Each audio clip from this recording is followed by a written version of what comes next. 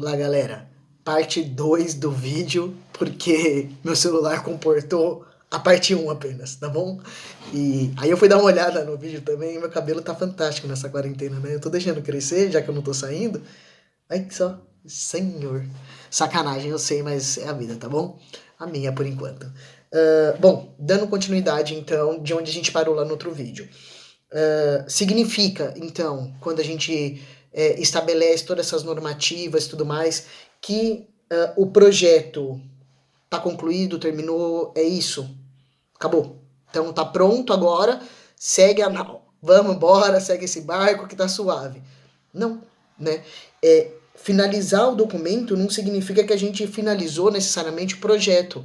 Lembra que eu disse lá no começo? É necessário você sempre retomar aquilo ali. Ele é um projeto porque ele está em constante construção.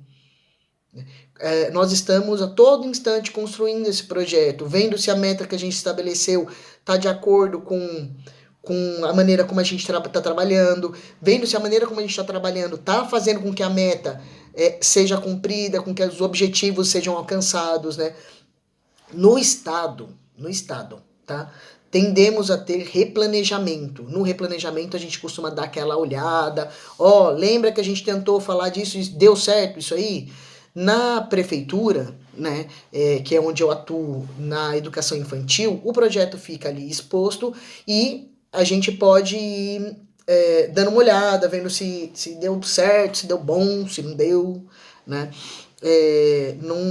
Não cheguei a fazer um replanejamento nesse sentido, assim, de forma tão potente, né, para olhar o PPP, né, na prefeitura. Mas não significa que não estejamos dentro das especificidades do PPP, né? Ao contrário, é que na verdade a atuação na prefeitura ela já dentro da maneira como está estabelecido o trabalho, a gente tem, levando em consideração o desenvolvimento, né, da criança, a gente percebe que várias das nossas metas são realmente já atingidas, dada a especificidade da faixa etária, né? Há esse contexto, né? Então, você está no nível 3 e a criança precisa fazer tal coisa, você está no maternal 1, no maternal 2, você tem que desfraldar, você precisa que a criança consiga aprender a compartilhar. É difícil isso, galera. Dá pra entender que vários adultos não conseguem, né? Fantástico. Lá na criança você já vê isso, né? Mas a intenção é que você vá trabalhando e aí você coloca como objetivo, como meta tal, e esses aprendizados vão se tornando reais, as metas vão sendo atingidas, os objetivos vão sendo cumpridos e vai caminhando. Significa então que a gente acabou, finalizou, o projeto está pronto. Não, primeiro porque o ano que vem novas turmas virão, você precisa retomar aquilo, levando em consideração os atores, as atrizes que ali se encontram naquela unidade, né? E segundo porque várias coisas podem acontecer durante o ano. Por exemplo, né, uma pandemia. O que a gente faz no meio da pandemia com relação ao documento, ao projeto político-pedagógico? Se você não prestar atenção em como você vai estabelecer com a equipe, com o grupo, nesse momento, além de vários conflitos que nós já vamos ter na retomada de aula, o projeto político-pedagógico também pode ficar comprometido. Né? E você pode ter problema dentro da sua profissão. Porque aquilo ali é o que vai estabelecer as suas metas, é o que vai estabelecer os seus objetivos. E você vai lá, copia o do ano passado e cola, por exemplo, cara, você tá com um problemão nas mãos lá no final do ano, porque você não deu conta. É evidente que esse ano o trabalho pedagógico precisa ser direcionado e gerido e pensado com metas de outras naturezas. É necessário que a gente dê atenção a algumas outras coisas, sabendo que para alguns outros contextos, para alguns outros desenvolvimentos, a gente vai dar um pouco menos de atenção. Não significa que não seja desenvolvido na criança, só não será necessariamente desenvolvido dentro da escola com a supervisão e o acompanhamento de um pedagogo, de uma pedagoga, no caso da educação infantil. É só isso. Crianças que não adentram a escola têm o seu desenvolvimento? Tem. Diz respeito necessariamente à maneira como a gente pretende conduzir a sociedade? Não. E isso já é um primeiro problema, porque posteriormente essa criança pode ter problema para adentrar essa sociedade. Mas dito isso à parte, né, é necessário que, por exemplo, nessa especificidade da pandemia, a gente comece a repensar, retomar o projeto político pedagógico, que por sinal, acredito eu, que agora, enquanto a gente conversa, ele deva estar em fase final em várias escolas, né, porque algumas conseguiram pegar logo de começo, mas no geral a gente tende a, primeiro, conhecer as equipes, conhecer os grupos com quais nós vamos trabalhar, depois as crianças e tudo mais, para depois a gente conseguir trabalhar com meta, né? E aí, bom, a gente vai andar um pouquinho mais, eu acho que isso tá bem claro já, né? E vamos para as discussões do que vem a ser, então, o político e o que vem a ser o pedagógico. Porque, veja, dentro das discussões da educação, a gente entende as teorias pedagógicas, mas em nenhum momento a gente ignora que as teorias pedagógicas são também políticas. Né? São modos de se estabelecer uma relação para dar continuidade à sociedade que você faz parte, ou para questionar aquela sociedade, ou para transformar aquela sociedade, né, no sentido de criticar, e tudo isso são relações políticas. Então você tem os acompanhamentos pedagógicos, as relações que são pedagógicas, claro, evidente, né? Uma coisa não necessariamente é maior do que a outra. As duas andam em conjunto no caso do projeto político-pedagógico, isso fica bem evidente, tá bom? Bom, o que é esse político? O político é um compromisso social, né? Entrar na sua sala de aula e fingir que a sociedade não existe, não te faz de você faz de você, né, um profissional não tão excelente. É necessário que você consiga visualizar o compromisso social que você tem quando você adentra a sala de aula, né? E quando você vai pensar o projeto, tá? O que é esse compromisso? É a formação do cidadão, da cidadã para um tipo de sociedade que se deseja. Então, por exemplo, olha, acho que a minha sociedade é extremamente violenta. Eu olho ao redor e vejo uma violência brutal, né? O que eu vou fazer em sala de aula? Né? E o que eu vou colocar no meu projeto na área política? Eu vou especificar. Há um excesso de violência. É violência física, é violência psicológica, que seja, é uma violência, violência relacional, que seja, né? O que eu vou fazer? Eu vou lá, eu vou especificar, vou trabalhar relações de afeto, de carinho, de amor, de compromisso, de olhar para o outro. Né? E aí você entra nos eixos, né? Então, ó, o eu, o outro e o nós. O que é o eu e o outro e o nós no campo de experiência? É você trabalhar parte do compromisso social que você tem. Vocês entenderam? A BNCC, ela não tá ela não tá deslocada do projeto. Você tem que trazer a BNCC para o projeto. Até porque a base nacional é política. Ela é política. Ela traz todo o viés pedagógico dentro de direcionamentos políticos. Né? Nós estamos gerindo a sociedade, nós estamos formando cidadãos e cidadãs. Né? E isso tem que ficar muito claro. Muito claro. Porque às vezes a gente vira e fala assim, não, eu tô indo lá, eu tô... Não, o professor, eu sei, eu tenho discordância, pode ser que eu esteja falando com pessoas que não tenham, e aí, de novo, a gente pode debater posteriormente, né? Ou me mandem as mensagens, a gente troca, não tem conflito algum, né? Mas eu vejo muito um jargão assim, né? Que é o professor ensina e a família educa, né? Não de acordo com a BNCC. Não de acordo com a BNCC.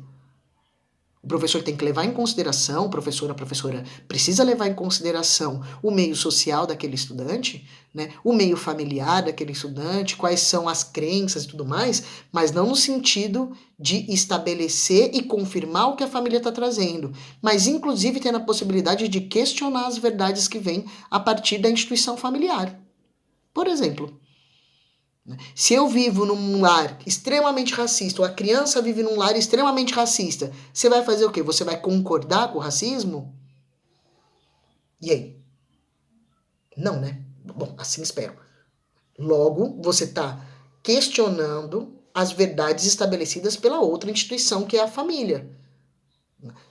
Dá problema isso? Dá os desacordos, os entendimentos? Claro que dá. Claro que dá. Né? Mas é a sua profissão. Faz parte do seu papel. E deveria ser, porque você está formando um cidadão. Você está formando uma cidadã. Né? A nossa prerrogativa não é formar cidadão e cidadã racista, por exemplo. E aí vale para várias outras violências, né? Todo pobre é ladrão. Ah, não vou andar com aquela pessoa ali. Tio, não quero ficar perto dele. Gente, isso acontece ou não acontece? Se você trabalha na educação infantil, você sabe, tio, não quero, por quê? Meu pai disse que ele não presta, que a família não presta. E aí? E aí que você vai perceber que há um conflito em sala de aula que vem de fora, então que vem da sociedade e que é necessário que você trabalhe dentro da sua sala de aula. Porque aquilo ali, aquele indivíduo, aquela criança, ela vai dar continuidade na vida. E você vai fazer o quê?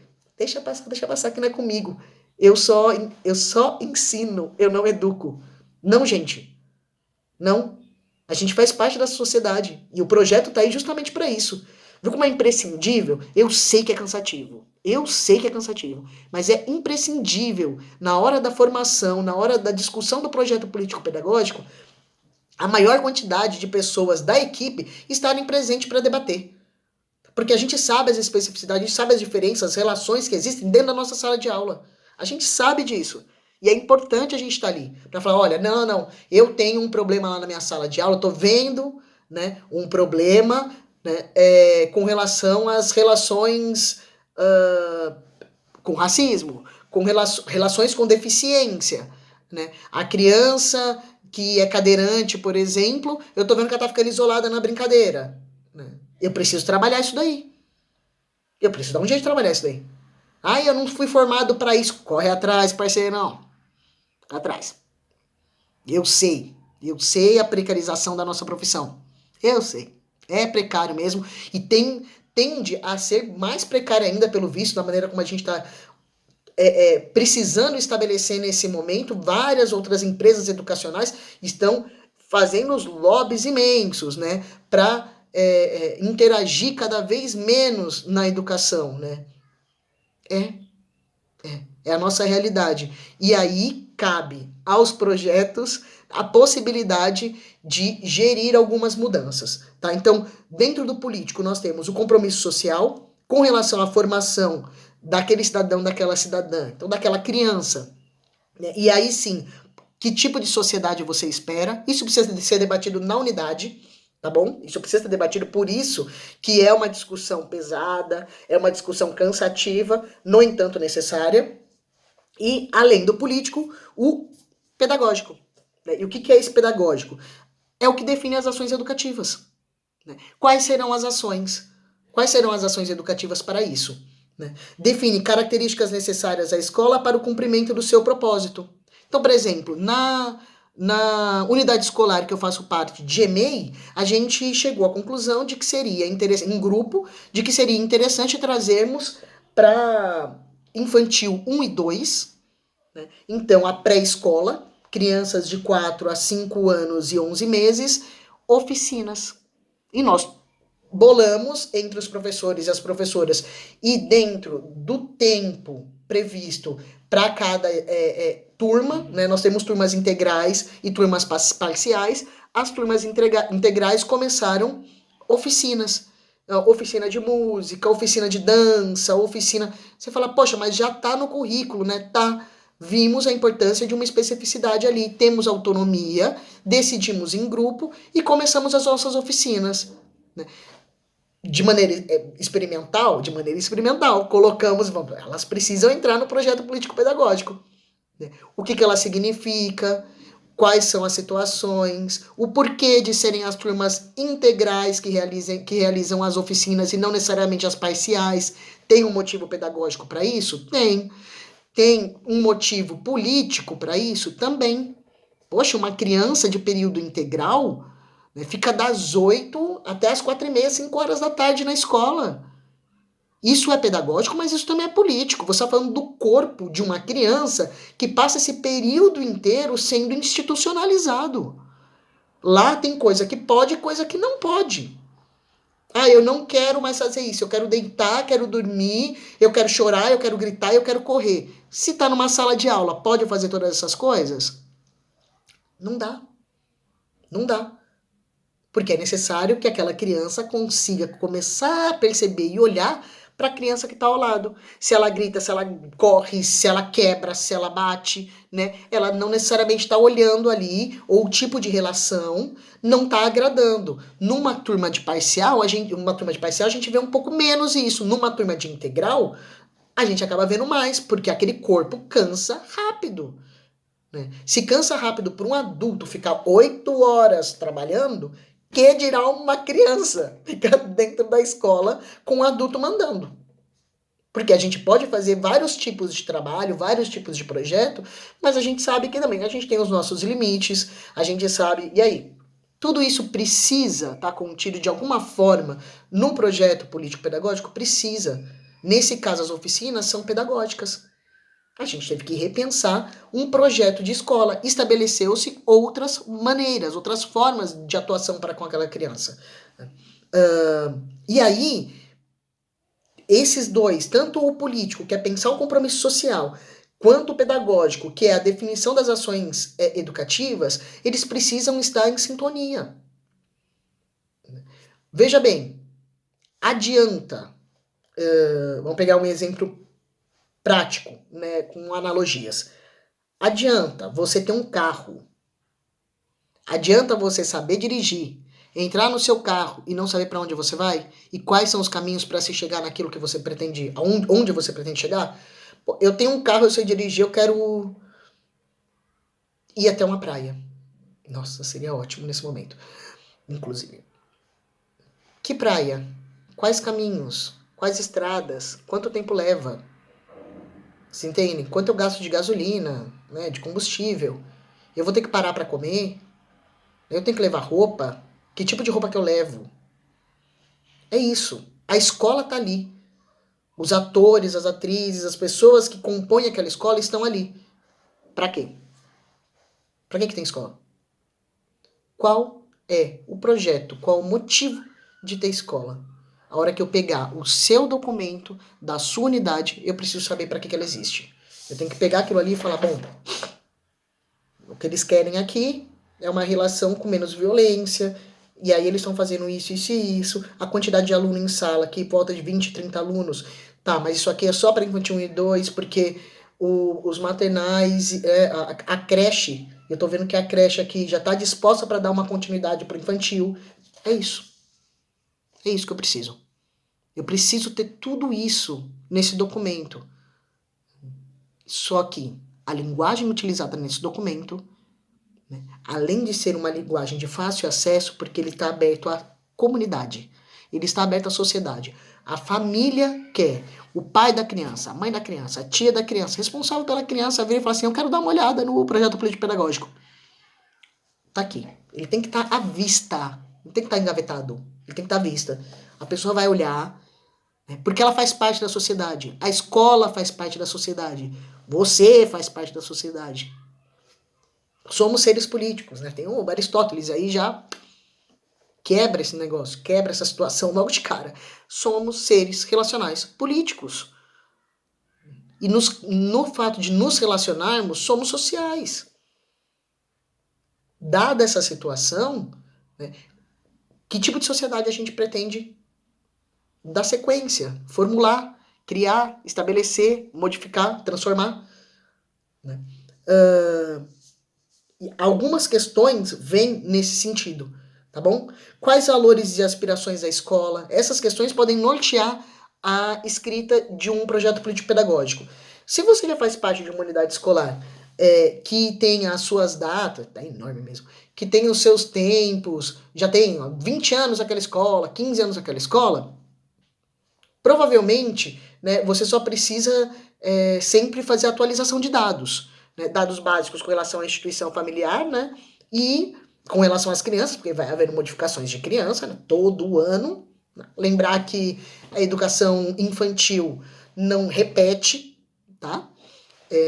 E até uma certa idade, né, na creche, ela não é obrigatória, né, a criança não precisa obrigatoriamente estar matriculada, mas o Estado e os municípios, em especiais, eles precisam acolher toda e qualquer criança que queira se matricular, e esse é um problema que a gente tem, por exemplo, um problema político. Né? Não temos vaga para todas as crianças da cidade, e no geral de várias cidades no Brasil, tá? Que pretendem se matricular na creche. Né? Isso é um problema, e esse problema é político, e ele é político-social. Quando você tem uma família, por exemplo, um território, uma especificidade de um território que tem famílias que tem 6, 7 crianças, a maioria das famílias aqui tem 6 crianças. Né? Como lidar? Você vai ter que estabelecer, fazer todo o mapeamento daquele território, né, e falar, olha, aqui eu não preciso de uma creche, eu preciso de 3. Política pública. Tudo isso está amparado nesses documentos. É necessário esses documentos existirem, porque nós estamos falando de verba pública. Né? De novo, não é estatal, é público. O Estado ele não manda naquela unidade.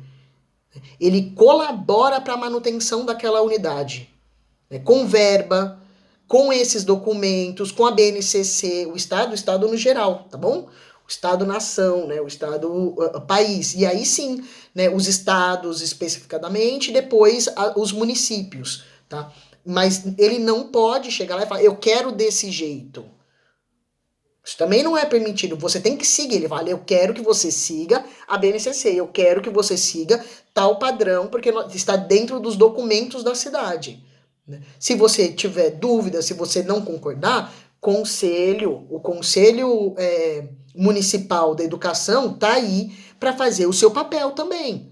Né? Nós temos voz para fazer a discussão dentro da Secretaria de Educação, tanto no município quanto no estado. Claro, em vários momentos nós somos silenciados. Também, gente, estou no mesmo país que vocês sabem disso, tá bom? Mas nós temos essas possibilidades, né? Às vezes não são tiradas, né? Naquele mão levinha assim, ó, tira você dali, mas no geral, se você bater de frente, dá para você questionar, tá? Bom, mas e aí? Quais são os valores e aspirações da sua escola? Isso tem que ficar muito claro e tem que tomar cuidado, tá bom? Porque no caso, por exemplo, tomar cuidado, eu já vou dar até a dica. Tomar cuidado porque assim, a escola é laica. Nós vivemos num país onde a maioria das pessoas são cristãs, né? Não importa. Você tem o direito à sua fé e a escola permanece sendo laica. A sua fé não pode aparecer como meta numa escola. Dito isso, tá? Só estou dizendo isso porque uma das complicações pontuais na confecção e na manutenção de documentos diz respeito à fé. É muito complicado isso. E é muito difícil falar para um adulto, né, que tem a sua fé e depois a sua vida estabelecida naquela fé, naquela crença, de que isso não é um problema. Você pode ter a sua vida estabelecida naquela crença, mas você não pode pegar aquela crença e colocar como meta na vida da outra pessoa. Pode colocar como meta na vida do seu filho, da sua filha? Não vou falar com relação à sua casa. Né? Vou falar que o seu filho e a sua filha estando na escola, essa não é a meta da escola. A não ser que você vá para uma escola onde o projeto político-pedagógico possa se estabelecer dessa forma. Mas existe? Claro que existe. Existem escolas católicas, existem escolas evangélicas, existem as assembleianas, né, as escolas batistas, todas elas. Todas elas têm um fundamento no cristianismo. Cristianismos distintos, mas tem. Né? As escolas militares precisam de projeto político-pedagógico? Precisa, tá na LDB. É obrigatório. Né? E aí, vai ter a especificidade do contexto militar? Vai. As escolas particulares precisam. Todas as escolas precisam. É obrigatório, tá bom? Em que educação a escola acredita? Então, olha só. Você vira e fala assim, olha, a aspiração da escola é a manutenção do cristianismo. Vou dar o exemplo do cristianismo, então. É a manutenção do cristianismo. A aspiração da escola é essa. Né? Então, que educação que a escola acredita? A escola acredita numa educação cristã. A base, a leitura, a historicidade daquela... Qual vai ser o viés histórico, né? Nós temos vários, né? De leitura de mundo. Qual vai ser? Vai ser o cristão. Na escola pública isso é possível? Não. Não é possível. Se você está na escola pública e almeja isso, você precisa mudar de escola. tá? A escola pública não trabalha dessa maneira. Que estudantes queremos formar, né? E uma clara distinção, descrição de quem são esses estudantes. Eu preciso disso. Quem são os estudantes? Quem é a comunidade? Isso precisa estar dentro do projeto político-pedagógico, tá bom? Normalmente a gente faz um censo, estilo BGE, né? Com um questionáriozinho, né? De X, tal, olha, quanto recebe. Eu sei que é difícil, porque as pessoas não gostam de falar muito quanto ganham, né? É complicado isso mesmo, entendo a nossa cultura, né? Mas isso é bom para você ter uma noção, por exemplo, poxa, na educação infantil a gente acaba pedindo muito material, a gente trabalha muito com sucata e tudo mais. Uma família que tenha uma condição de vida um pouco mais complicada, ou uma família em extrema vulnerabilidade, consegue entregar para a escola aqueles potinhos de Danone, por exemplo. Ah, eu quero fazer telefone sem fio, eu tenho barbante, as crianças vão trazer lata de não sei o quê. Meu, a criança às vezes come na escola. Então você precisa saber disso, você precisa saber qual a criança que está em vulnerabilidade. Você precisa saber quem são os responsáveis que podem ir buscar aquela criança. Quando aquela criança vai de ônibus, quem que pega a criança lá no ponto? Quem que é essa pessoa que pega a criança? Quantas pessoas tem na casa? A criança é filho único. Ah, ela é filha única, né? E filha única de mãe solo. Filha única de 2 pais. Filha única de 2 mães. Filha única de uma avó. A criança tem mais 4 irmãos. Isso faz uma diferença brutal na educação infantil. Brutal, a gente sabe disso. Uma criança que se comunica com outras crianças de faixa etária distintas tem um tipo de oralidade, tem um tipo. Uma criança que se comunica menos tem outra personalidade, está gerando outra personalidade, está se construindo de uma outra forma. E isso precisa estar disposto na escola. Você não vai conseguir fazer bem o seu trabalho se você não conhecer a sua turma. Ele é só um documento que está aqui, mas que ele vai gerir tudo isso. Você está aqui na sua sala, aqui ó, com o seu aluno, né? E o documento está aqui, te dando aval para trabalhar daquela forma, tá bom? Bom, descrição da relação com as famílias, os recursos que serão utilizados, né? Olha, a gente pretende fazer um passeio, olha, a gente vai ter projeto investigativo. Nossa, eu vou me atentar durante esse ano para o que as crianças, quando elas forem brincar, quando elas forem mexer, para o que elas vão mexer e tal. Eu quero trabalhar mais nessa perspectiva, né? Eu vou descrever ali, tá? Que eu quero mais projetos investigativos. Olha, levando em consideração que há a possibilidade de projetos investigativos, né? De musicalidade, de dança, festividades. Uma festividade é uma delícia, as crianças adoram. Eu sou a favor de colocar festa pra tudo quanto é lado. Eu sei que também é cansativo pra pega, né? Mas assim, cara, fala real, vai. Quando as crianças saem pulando no carnaval, por exemplo, você se diverte junto. Eu me divirto, gente. Os recursos que serão utilizados, porque você pode falar, poxa, eu quero fazer uma viagem pra Disney. Tá bom? Como? Tipo, vai vender rifa?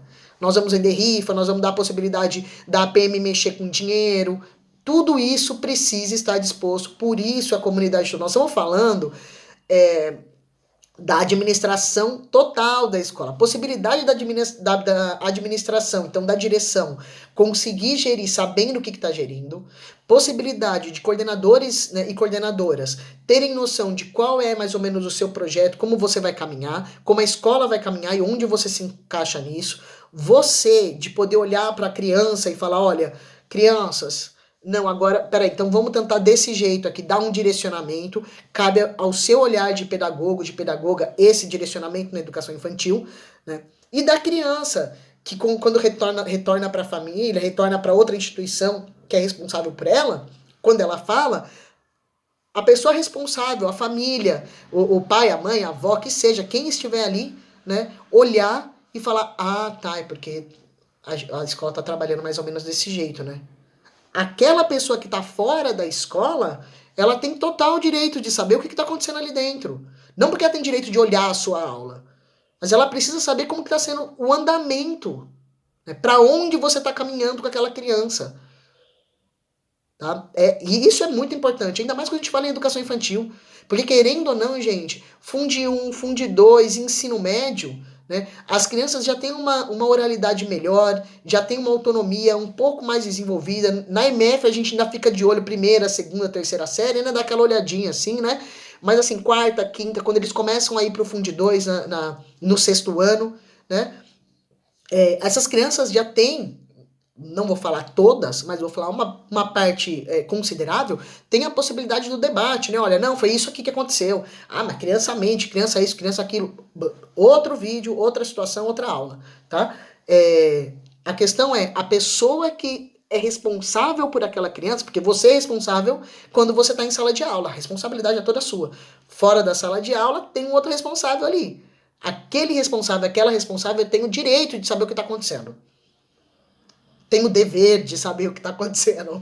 Às vezes não aparece, né? Mas também tem o dever, não só o direito de saber o que está acontecendo. Deveria sempre estar presente no processo educativo de seu filho, sua filha, que seja, né? Daquela criança, tá bom?